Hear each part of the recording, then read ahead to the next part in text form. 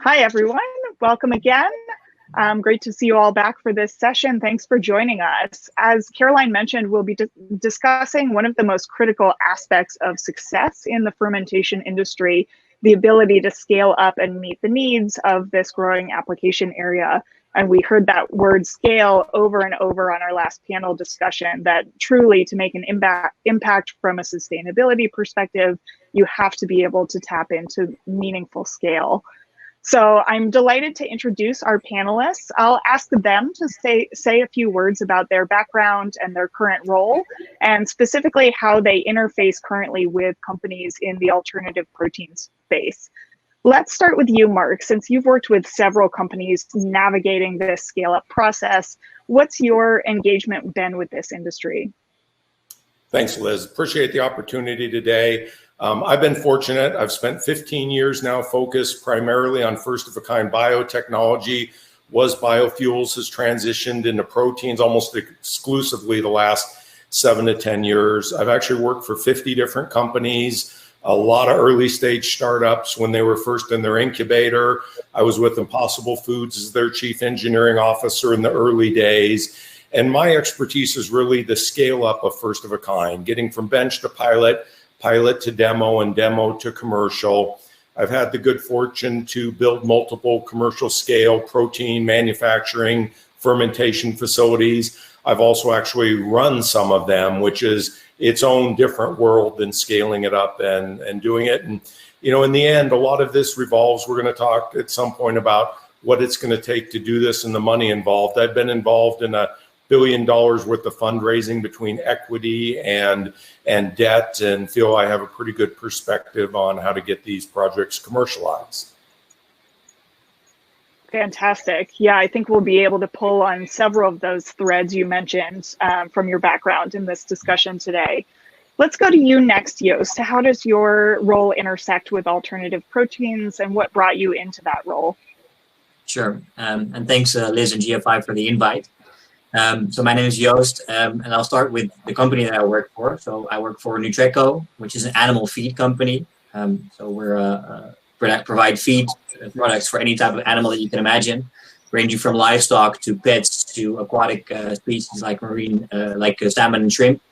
We're a global company headquartered in the Netherlands and privately owned. My role there is director of venturing. So I head up our CVC, corporate venture capital unit called New Frontier, where we invest in strategically relevant technology and our topics. There's anything that's related to our mission of feeding the future. So those include ways to make animal production more sustainable and efficient, as well as alternative proteins across both feed as well as food. That's something that we're exploring very keenly.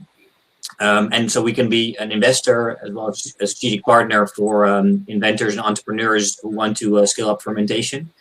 We know scale pretty well because in our industry, we deal with millions of tons is the key unit of analysis. So that's something that we have experience with. And fermentation is really a technology we have currently actually limited direct involvement in, but a keen interest to explore further.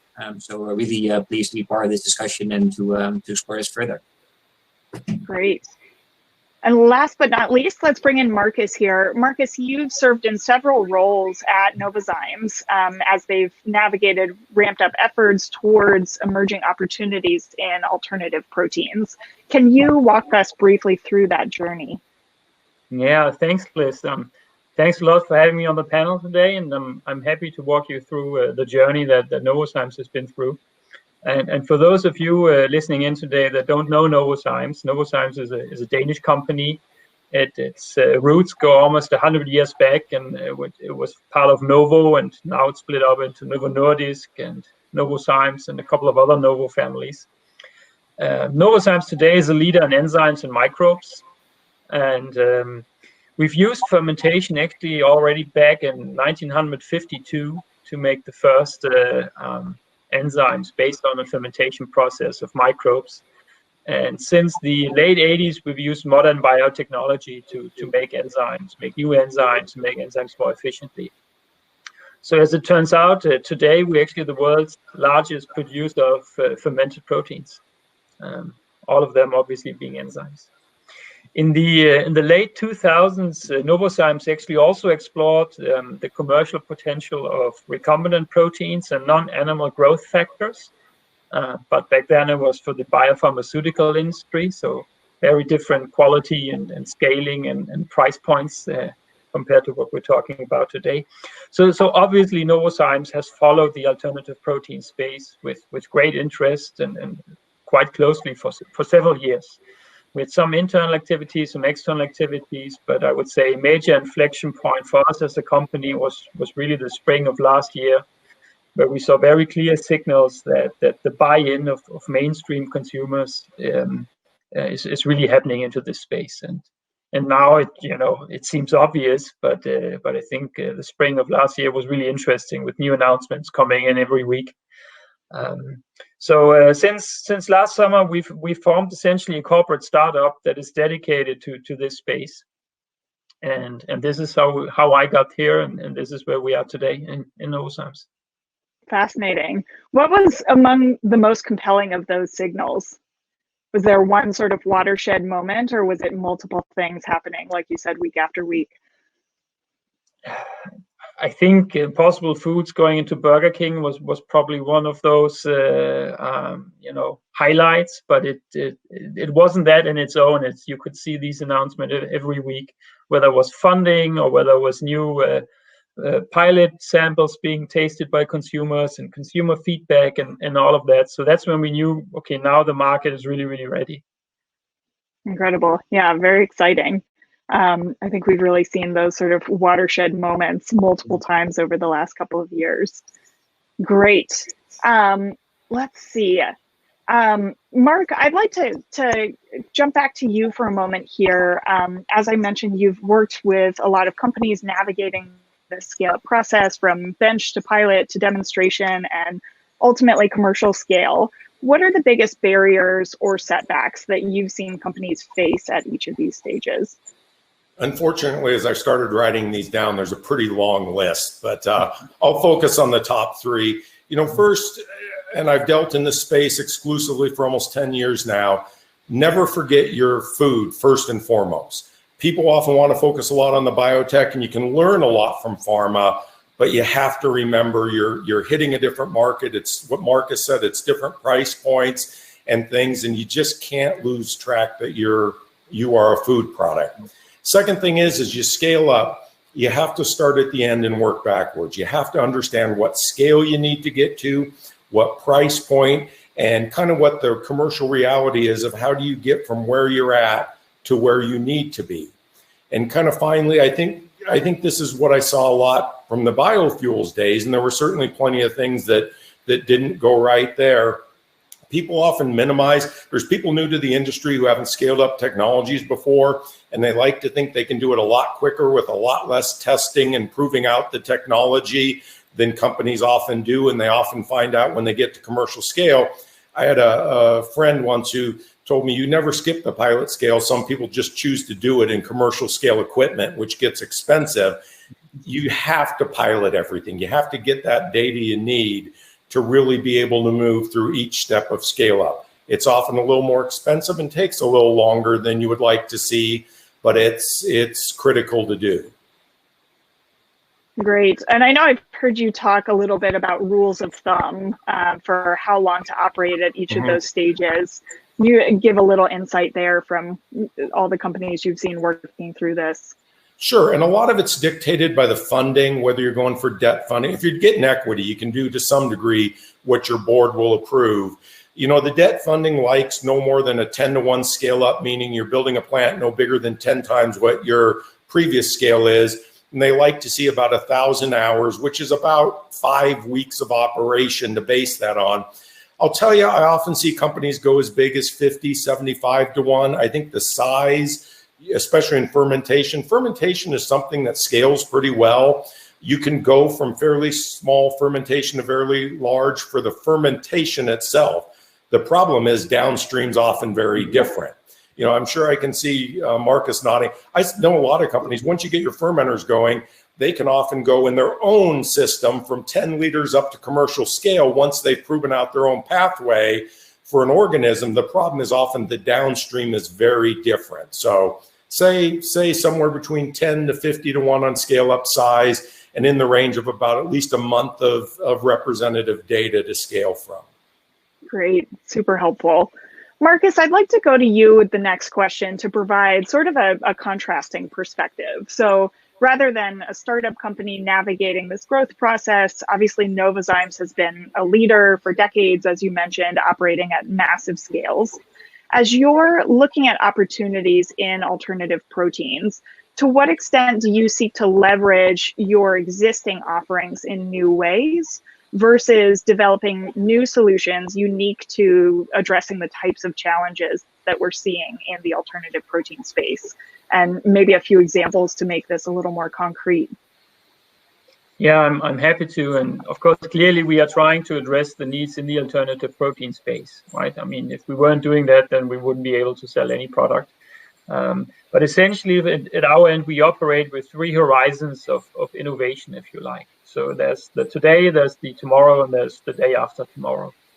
And today, as you can see, and we've made recent announcements as well, we're leveraging our existing portfolio of enzymes to really improve the taste and the texture of plant protein-based products. So this is what we can offer today. Tomorrow, and by tomorrow, I mean not Wednesday, but in maybe next year, you'll see new innovations coming up in the enzyme space and also in the microbe space from our end. And then the day after tomorrow, which is now several years down the line, we will launch unique protein ingredient solutions to this industry. Great. Joost, I'd like to bring you in here because I think you have a very interesting and unique perspective on a specific product category that's near and dear to my heart, and I think is so important in the alternative protein landscape, and that's seafood. Nutreco, as you mentioned, is a global leader in aquaculture feeds, among other animal feeds. How does alternative protein fit into your vision for the future of seafood, and how do your existing technologies or relationships contribute to your efforts today in alternatives? Sure. Yeah. I think we all know seafood consumption is on the rise, and it will have to come from aquaculture, not from wild-caught sources. So, in order to meet that demand sustainably, raw materials will be a key challenge. In order to produce seafood, we have to feed fish and other aquatic species in a very sustainable way. We've successfully weaned fish off of things like fish meal and got them onto soy, but of course that triggers all kinds of new challenges. So with the growth in demand, we will need all kinds of new sources of both proteins as well as other ingredients to feed aquaculture sustainably. And alternative proteins, therefore, are a key topic for us on the feed side as well. So we're exploring various new sources, including things like insects and plants and algae, but definitely alternative protein sources like fermentation-based platforms are a key technology that we believe can be helpful. And the truth is, we have limited own technology to leverage here, not like Novozymes or some of the companies that Markus worked with. We are a mixture of ingredients, so we have to source things on the open market. And that's something that we're trying to address by working with partners that have technology and that we can help develop their technology in a smart way, fit for purpose, so that we can jointly really address the sustainability challenges and the scale-up challenges that we're facing. So on the previous panel with Lisa from Air Protein, we're having discussions also with her and her team to see if we can figure out applications of that technology for aquaculture feed purposes. We're in discussion with other fermentation-based technologies like Novonutrients for aquaculture applications. We had a startup challenge that was won by a fungal fermentation company by the name of NFR Bio. So we're really actively out there looking for partners, discussing with partners to see how we can work together to address the sustainability challenge of raw materials in aquaculture. Great. Yeah, and I love that you mentioned those procurement relationships, because we're often kind of looking up the value chain to where some of these bottlenecks might be from a raw material or a supply chain perspective across alternative proteins, and I think that's a key issue. Mark, I want to bounce back to you to ask what considerations you think startups should be keeping in mind when they're exploring different partnership models with some of these more established players in the fermentation industry. So whether that's something more straightforward, like a contract manufacturing relationship, or something more involved, like a joint venture. Sure. And I've had an opportunity to be involved in a fair amount. There's a couple items. First, make sure you have similar goals. And I think it's hard for these startups, if they haven't worked at big companies, to understand how different their culture is. And I've seen, frankly, more of the partnerships fail for cultural reasons than technologies. The technology has a great startup, but they think they can just come in and operate in a plant and it'll go great. And they don't understand that the more formalized company may have a 4 or 6 month process to get that process into their operation and how changes are managed. So I see a lot of it be cultural. The other thing is differentiating between scale up and manufacturing. I hear the term, and I do a lot of contract manufacturing searches for people doing scale up and manufacturing. And the first thing I ask them is, are you really manufacturing or are you scaling up? Manufacturing is long-term, fully vetted process. Day after day, you're doing the same thing. Scale up is we're going to still learn, run our fermentation, change some things. Most long-term manufacturing partners aren't, frankly, really great at scale up. It's not what they do. So those are two different skill sets. And I would say make sure you understand beyond just the culture. Are you really looking for scale up or are you looking for manufacturing? Those are two very different things. Mm-hmm. Great point. Super helpful. Joost, Nutreco is involved actually in multiple touch points across the alternative protein industry. So again, zooming out to that first sort of 3-pillar segmentation that I presented earlier today of plant-based, cultivated, and fermentation. So you also have relationships with cultivated meat companies. You just mentioned in your recent food and feed tech challenge, 2 of your 3 category finalists were fermentation companies. Can you tell us first a bit more about that program, that food and feed tech challenge, and what you're looking for when you consider engaging in partnerships with these external innovators?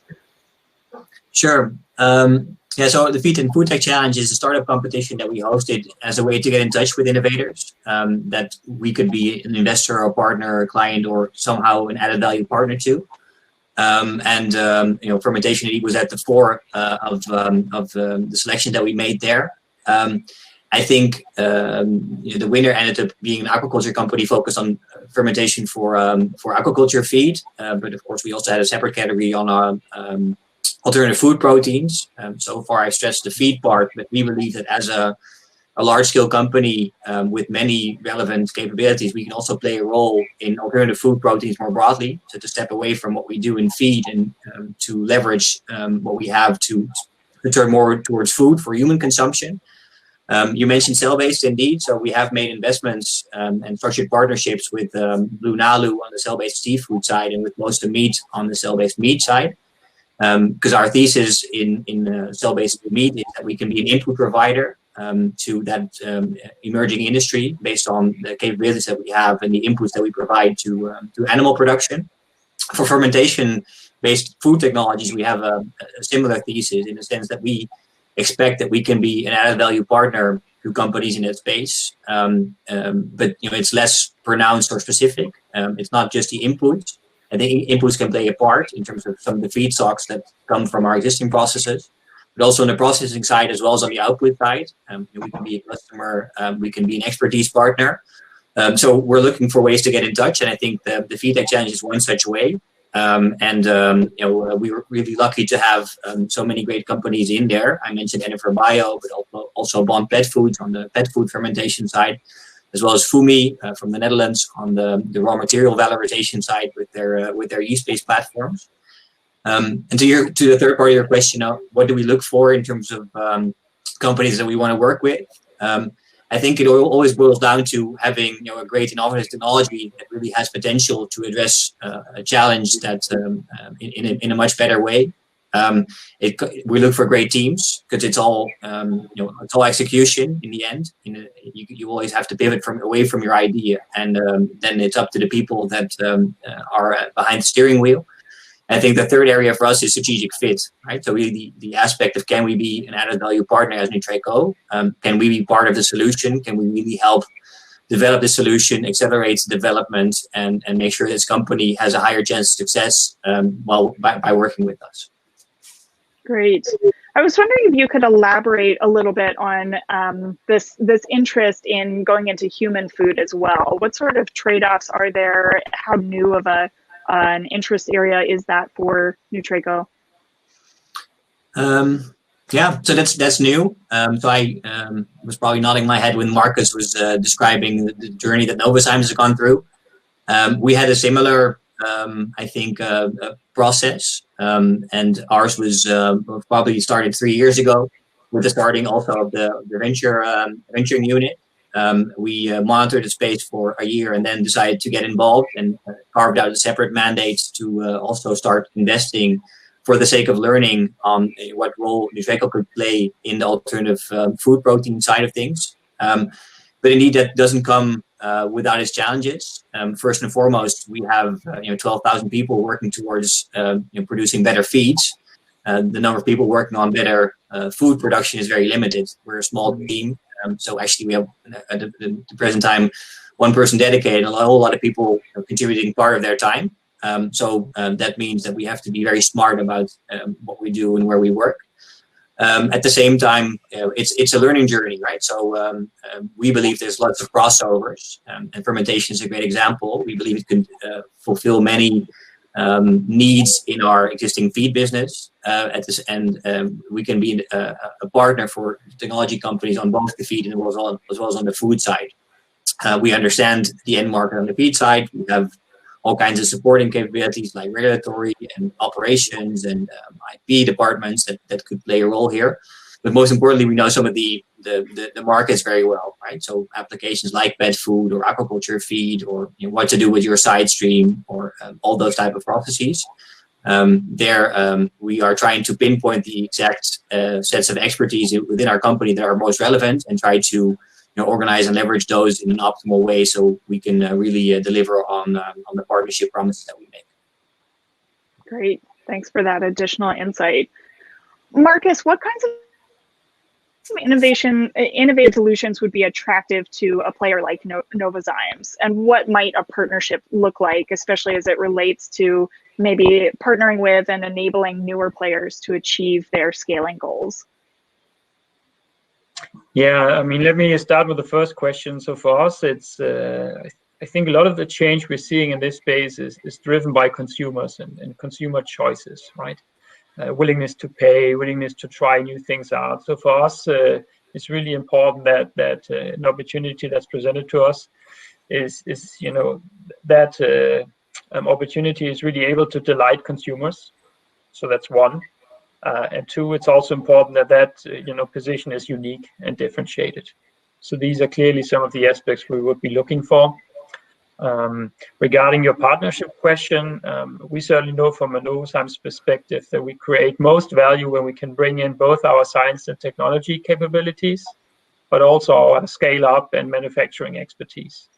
I mean, Mark alluded to the point, and at Novozymes, we're good at both. I mean, we launch a dozen products every year that go through our pilot scale-up system, and then again we have large-scale manufacturing on several continents.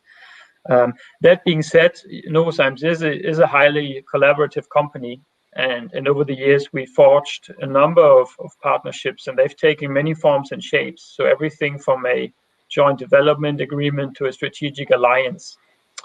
So we're open to engage and then find a partnership form that creates value for both sides and that fits the purpose.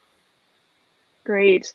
Do you ever engage in partnerships with academic researchers? We just heard about some of the work of a consortium like Plenitude that's bringing together industry partners and academic leaders. Do you have prior involvements like that, and what are some of the considerations going into those? Oh, we have a lot of them. We do that actively, right? So Novozymes spends 13% of its revenue in research and development. We have lots of collaborations across the globe with academic groups and projects more broadly funded by, let's say, the European Union or other funding sources. And we do that obviously to also, let's say, cultivate our own scientific excellence in these fields, but also to engage with partners in the ecosystem to build,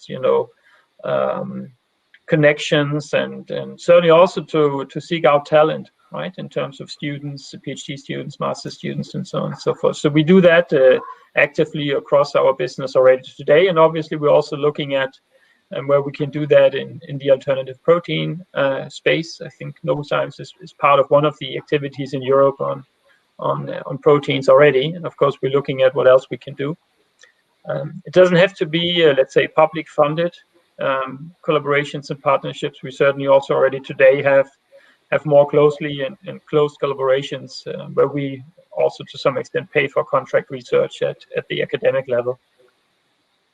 Great, and I'm glad you mentioned the talent pipeline. That's one thing we hear over and over as a bottleneck sort of across the alternative protein sector. And I think these types of relationships between industry and academia can be a really fruitful way to kind of build that talent pipeline over time.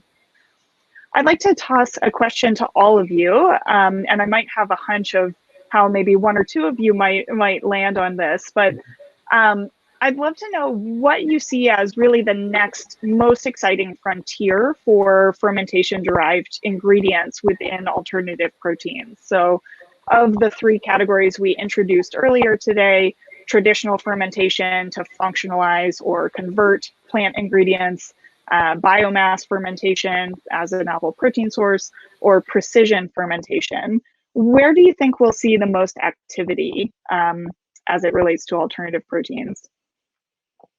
And maybe let's start with you, Mark.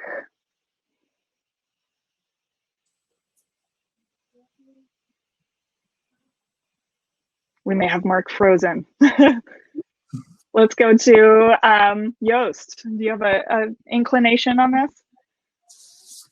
Yeah, it's an interesting question, and I don't have a clear-cut answer, I'm afraid. I think clearly all three sources have their role to play. I think from our perspective, in terms of supplying enough nutritional protein for to feed the future, I think the precision protein probably is the least conducive to that. I think and I think that your question is, where do we see the most activity? I think that's then mostly on the biomass side, right? If you want to create large volumes of new sources that can be leveraged for food or feed or both, I think that has a key role to play in terms of securing that supply and the sustainability performance of it. Great. And Markus? Well, I don't have a clear-cut answer either. I think there are two areas that are quite interesting for different reasons. So I think biomass fermentation is indeed interesting, also from a, let's say, regulatory point of view. I mean, obviously we see a lot more activity, and if you can start out with an organism that's already approved or used in food and is safe, you can fairly quickly actually bring some really unique and new products to the market. So I think that's interesting. Precision fermentation, by its nature, takes longer time to get to approved ingredients. We've seen a couple of examples of how long it takes. But obviously, I think that's an area that holds a lot of long-term potential of really making very, very unique and differentiated and tailored products, which I guess for the foreseeable future will not be center of plate, but can really make fantastic food products come alive. Great. And then Mark, we've got you back now, it looks like. We were asking if you have a sense of where we think we'll see the most activity in the coming years, whether that's around biomass, traditional fermentation, or precision fermentation for alternative protein applications. We may have Mark frozen again. The curse of this question. Yeah. All right. Well, let's move on to some of our audience Q&A. I see some excellent questions coming in here. Let's see. Markus, I think this would be a great one to toss to you. I'll maybe combine a couple questions that are around economics. And I think a lot of that, as you mentioned, may come down to downstream processing. And how that may look different for certain prior applications of, say, high purity enzymes or growth factors, and what the alternative protein industry needs. So could you talk a bit about downstream processing requirements and what kind of modifications we might need to adapt existing processes to make these new types of ingredients? I think there are a few important points to kind of realize around the entire fermentation process. Let me start with the fermentation. I'll get to the downstream as well, but it's not just any microbes that gives you a protein when you ferment it, right? The different type of microbes have different specific productivity. And if you did something in a yeast 10 years ago, that might look very different now in a new system. So a lot of the unit economics and so on really lie within the specific productivity of your fermentation process. So essentially, how much of grams of protein per liter per day can you produce? Because the fermentation tank is your fixed asset. So that's one thing to keep in mind. So it's really important to choose the right microbial expression system and optimize it, which is not trivial. On the downstream processing, that's actually a major cost driver also on the installation of capacity and capital requirements. And I feel sometimes that's a factor that's a bit overlooked. Obviously, if you make soy sauce today, you need to go through a lot of essentially processing before you can sell it as a dairy ingredient, right? So you need to do quite a bit of downstream processing, and then again, that depends on what finished product and quality attributes you're looking at. But that's where also a lot of the cost, both in terms of CapEx and OpEx, come in. So I hope that answers your question. That does, yeah. And I'd like to build on that with one that's slightly more pointed here. You know, with even companies that have tremendous amounts of installed capacity for recombinant proteins, for example, why is the cost of some things like growth factors still an issue? Is it just a matter of historically a different target market than for, say, cultivated meat applications? To a large extent, yes. So when it was, you know, when we looked at this in the past, it was yeast-based systems, you know, needed for also more from a safety and regulatory point of view in the pharma world, and your price point was a different, right? So it's, you really need to make a step change in the productivity to become relevant for the type of price points you want to reach with cultivated meat. So that is indeed a major issue. And I think one of the other points I can raise today is the fact that, yes, we do have a lot of fermentation capacity, but you can also rest assured that everybody knows Novozymes keeps working very hard on that capacity is utilized at all times, right? So we don't have a lot of capacity sitting idle. So of course, there's then also let's say the cost of taking on something new versus what are you replacing or having to build new anyway. Right. Yeah, that's a great point. And I think that leads to another question I'm seeing here that I'd like to pull in Mark's insights on. What do you see as the role of contract manufacturers in this arena? And maybe can you talk a bit about some of the challenges or bottlenecks trying to find contract manufacturers who have capacity in this day and age? Are you able to hear me yet? I am. Yeah. Oh, thank you. Wow, I had to walk back. You know, it's contract manufacturers are a great route. They will definitely save capital up front. But again, you have to realize you're operating in someone else's facility and it's generally built. So, you know, a lot of it comes to, I heard the discussion of downstream earlier.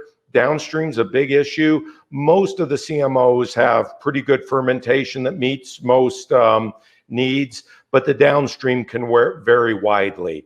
I would say, especially if you're talking of making food proteins, you may be knocking down the supply of sites in the world by 2/3. You know, if you're talking of going over 100,000 liters and making food, you're down to, you know, almost a couple hands of how many sites you can find that can do that. So it's, I encourage the people I work with to do both. Look at building your own facility and contract manufacturing. Definitely, if you can find the right contract manufacturing site, it can be a quicker and less capital intensive route. But you know, your process, it may be 2 or 3 years till you're ready to commercialize that process, and finding out who's available. The market changes a lot. Facilities are coming into the market, they're going out. The other thing is very few facilities have been built to be contract manufacturers. It's usually things like a former industrial facility or something used from pharmaceuticals that ends up coming into service to service industrial biotech. So there's very few new facilities that are built for this purpose. Mm. Yeah, fascinating perspective. The infrastructure crunch is another thing that I think is recurring as a theme throughout these conversations. Let's see, we've got another question here that I'd like to throw your way, Joost. As a company that's sort of navigating potentially a shift or just a bifurcation in focus between feed and food, you might have some insights on how do you sort of, you know, position these new protein sources in an appealing way to consumers. You know, at various points throughout history, we've obviously seen single cell protein or fermentation proposed as kind of a solution to oncoming protein shortage, for instance. What's changing now in the consumer landscape that makes these types of ingredients or processes more appealing to consumers or more likely to be successful and adopted? Yeah, that's interesting, right? Of course, this is not new. Some of this technology has been around for a while, so it's interesting to think about the things that held it back earlier and to the extent to which they change right now. So I like the question a lot. I'm by no means a consumer expert, or the consumers I'm smartest about is you know, fish and livestock and pets. They typically don't care so much as long as it tastes good and it feeds them well. They just go for it. But talking about the human consumption side of things, I would expect that the main changes are, you know, first of all, sustainability concerns that are more front and center of the agenda. People understand where their food comes from. They understand some of the challenges, and they care about, you know, feeding themselves sustainbly and the origin of food. And I think secondly, I think the other thing that has changed is the ability to build off the discussion about downstream processing. Is more the secondary processing, the ability that we have as food producers to make various raw materials into more appealing products, right? So the type of burgers or sausages or whatever applications, food processing and manufacturing has not stood still, and I think is able to really upgrade the consumer experience from sources that were previously not really accepted based on the way in which they were presented. Yeah, great points. I think there's also, a little bit more of like an mental accessibility by the fact that people are all into brewing their own kombucha at home and probiotics and things like that are making, microbial fermentation sound like an interesting term rather than a little bit frightening. Yeah. We have a question here that I'd love to put towards all of you. And I think this is a fascinating one on the topic of fermentation as it relates to resilience in our food system. So the question is around how COVID has changed this landscape for you and has changed the way you're thinking about alternative proteins and the role of fermentation within alternative proteins. And how can fermentation be sort of prepared for future COVID-like world events, God forbid? Anyone want to jump in on that one? Sure. I think one thing it does is it detaches it some from the agriculture cycle. I mean, you're using sugar, which can be stored more.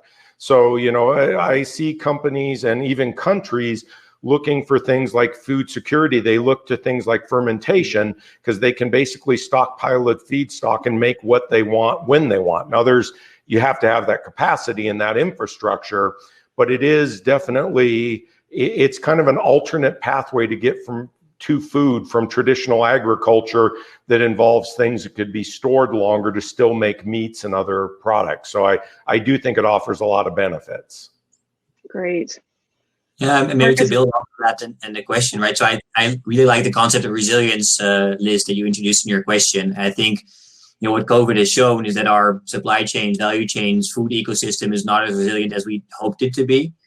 What I think is one of the potential, powerful sides of fermentation as a food source is, it adds diversity and variety and a new source into the mix, right? And I think resilience can only be created if you have multiple options to choose from, and redundancy and different options at the table. And I think with all the technological advances that are ongoing right now, positioning fermentation-based products as really, an alternative and as part of the portfolio of consumer choices, I think that could go a long way indeed in making sure that we reduce some of that dependency on food that has to come from farther, and indeed also over time, as Mark suggests. Great. Yeah, I have a complementing perspective also on that, and then certainly also yet another one on the consumer side. I think in supply chains, it's also in the day-to-day work, the volatility of something that's based on sugar is typically a lot lower than animal-based fluctuations you see in prices, right? So that's certainly also an aspect that comes along with the right, that your input cost, if you're a food manufacturer, will be low or less, or will be more stable, right, and more predictable. I think from the COVID situation that we just recently seen is that it was a very very strong test as well, a testament to how strong is this emerging industry, right, with a very strong foothold in food service, and suddenly you've seen both startup companies but certainly also established players that they've been able to really change the way their value chains operate to go into retail, and consumers still seeking out these products, right? So for us, it was a clear testament. This is not only a fad. This is really not only a trend that goes over. This is part of a systemic change we see in our food choices. Yeah, that's a great point. I'm so glad you brought that up, because I think seeing the resilience and effect of that demand moving into retail showed us, this was not just a novelty play. These are consumers really excited about these new choices. Great. Well, we are down to our last couple of minutes here. I wanted to give all of you the final word here in maybe 30 seconds or less. What sage words of advice do you have for companies on either side of the equation, whether that's large scale or small scale companies seeking to engage in a partnership to accelerate a scaling journey? Maybe let's start with you, Joost. Well, I'll leave it to others to judge whether that's sage or not, but I would recommend people to start with the end in mind, right? So what's your vision of success, and what do you want to achieve with your technology? And then critically assess what is required to deliver on that. What do I need to get there? Which are the capabilities that I bring to bear? Which are the capabilities that I'm lacking? And then to focus on working with partners that fill in the blanks. So complementary in terms of what they can bring to the table, as well as aligned in terms of purpose. So I think a lot of time gets lost in people trying to work together that seem to agree on a certain goal, but then actually have a different way of looking at things. So focus on people that can add value to you and have a similar way of thinking, and of course that you enjoy working with. Sounds sage to me. How about you, Markus? Yeah, I think I have something in a similar line. So, I mean, obviously be diligent as you start your process, right? Make sure you see strategic fit and also complementing competencies in the partnership you want to create. And we've heard this before. Again, this cultural fit and a mutual trust and being in this together, right, is really crucial to have a fruitful collaboration. And then make sure that you jointly create value, right? So it has to be more than just the sum of parts, and make sure you find a way and address it openly, how you share that value fairly, depending on who provides what. So getting these things sorted out fairly early on is really critical in making a successful collaboration or partnership. Fantastic. And last but not least, Mark, what words do you have? Sure. It's basically the two themes you've heard, but But having been involved, as it sounds like they have, in many of these, I've been involved in good partnerships. I've been involved in partnerships that ended in lawsuits and binding arbitration. And what I can say looking back is we should have known early on every one. If it's not a good cultural fit, and even the things Markus just talked about, if you can't decide how you're going to split up profits in the early stage, it's not going to get better later. So that's the one thing I'd say is, you know, and we're all saying the same thing of cultural fit and making sure you can do business like each other. But if it doesn't look like a match up front, be careful, because you can spend a lot of time, a lot of effort, to the point it's almost unrecoverable for a startup if you spent a year or two investing in a partner and it doesn't go where you need it to go. Sure. Great. Very astute words. Great insights all around. My deep gratitude to all of you, Joost, Markus, and Mark, for sharing those insights with us today. And also thank you to the audience for a very lively Q&A participation. I'm sorry that we couldn't get to all of your questions. Please stay with us as I hand back over to Caroline for a few closing comments before we'll take a break. Thanks, everyone. Thank you. Thanks. Thank you to Liz and all of our panelists. Wow, there were a lot of helpful insights and advice for scaling up in that panel. Some of the key ones I took away was don't forget that this is a food product, especially for those maybe coming from other more tech or science industries. Pilot everything. Start with the end in mind. And I think a key point was the difference between scale up and long-term manufacturing when you're looking for the right partner. Also, of course, the importance of cultural fit and trust, as Mark really just underlined, is key. Really interesting also hearing about Nutreco's Food and Feed Tech Challenge, which I think really highlights the fermentation's applications really cross both food and feed. And then Novozymes, a leading company in the space, right, using their existing portfolio of enzymes to improve the taste of all proteins. And as Liz pointed out, I think we can all thank kombucha for helping to really familiarize consumers with fermentation. And so on that note, when we come back, we'll learn how traditional fermentation methods are being used to make plant-based foods tastier, better textured, and more nutritious.